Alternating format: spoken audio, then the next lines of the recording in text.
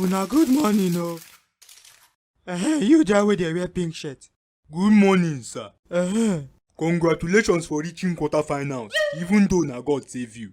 Which kind congratulations be this one? I no understand. Sir, you get one of the best squads for these Euros. Why e dey hard you to beat ordinary Slovakia? Slovakia no be ordinary. In fact, no countries for Europe be ordinary. You know see wetin ordinary Slovenia do Portugal? Shey you just call them ordinary. Na slip of tongue. I know the two here is coming home again. Una people don give up. You know where? Next person. You there wey dey wear Chelsea jersey. Good morning, sir. Sir, na only one question I get. Why you no wan start Cole Palmer? The guy better pass Saka for that right wing. He no better pass Saka. I know wetin I dey do. You no sabi wetin you dey do, sir. You dey favour God. Arsenal players because dem finish on top Chelsea. You dey very sentimental. And if you continue like this, you no go win Switzerland. Wetin dey worry dis guy? You sabi the work pass me? You no sabi work, sir. Na media dey coach your squad. You resemble person wey sabi collect advice. What? Now, dem wan use advice finish you. Get out of here. No be you dey pay me, sir. I no dey go anywhere. Next person. If you like, no start Palmer for next match. Na 3 lions go bite your nyash. Security. Sir? Carry that guy comot for here. Nonsense. Hey you there! Stop there! All these Chelsea fans and their wahala. Una sabi say no be only betting dey fit do for 1xbet? You fit play 1x games and casino take win money too. Register with our promo code GNEXT to take get bonus wey fit reach up to 700,000 naira and 150 spins on top your first deposit.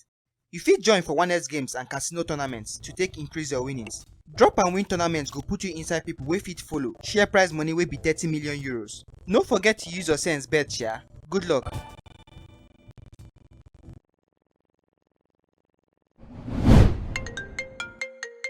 Why this mini goat dey call me now? Hello? Hey! Ororo, how far na?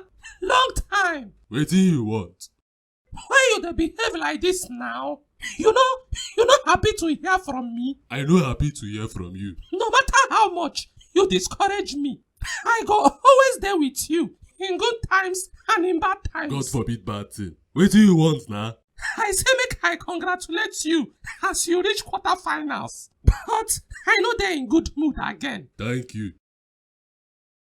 Na only thank you go talk. You no go congratulate me for reaching quarterfinals. Nothing concern me concern una tournament. This guy sef. I hear say una go jam fence. Sorry, France. For quarterfinals. I need you to do me one favor. Wetin be that? Follow me reach semi-finals. I no understand. I dey play to comot for quarterfinals. The match wey una play with Slovenia really traumatized me. Even as you miss that PK, e really pain me. Because I see the way you come dey cry like one of my pikin. Respect yourself o. No dey form hard guy for here. Me and you know say you soft mushy. See small goat, I no get time for all this nonsense. Old goat, stop to the para. Listen to me. I get your best interest for heart. I know say you wan carry euros again. And I wan help you. Oga, I no need your help. You need my help. I don beat Mbappe and in France before. I get valuable experience to pass down to you. Pass down to me? So na me wey never beat France before. You know where? Me sef wey beat France without PK for finals. Your own na with PK you take beat am. Wetin you sabi wey I no sabi? If you lose, e go affect me. I know dey like see my friend dey cry. Na lie, you get another agenda. No, I no get another agenda. I just wan see you win. So that me and you go fit retire for our national teams with one last trophy. Who tell you say this na my last tournament with Portugal? Jesus! You wan play another one? E no concern you. God have mercy on Ronaldo. Why na? All the children wey you mentor for kindergarten don come join you. You still wan make them retire before you. Abeg, I no dey do again. Just comot Mbappe for the tournament. Na why I call you. If you like, play for Portugal for the rest of your life.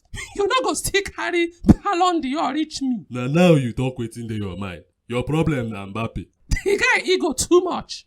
And he never even carry one Ballon d'Or. No worry. As per him mentor, I still get some lessons to teach am on how to become world best. Just press the guy, he go come down.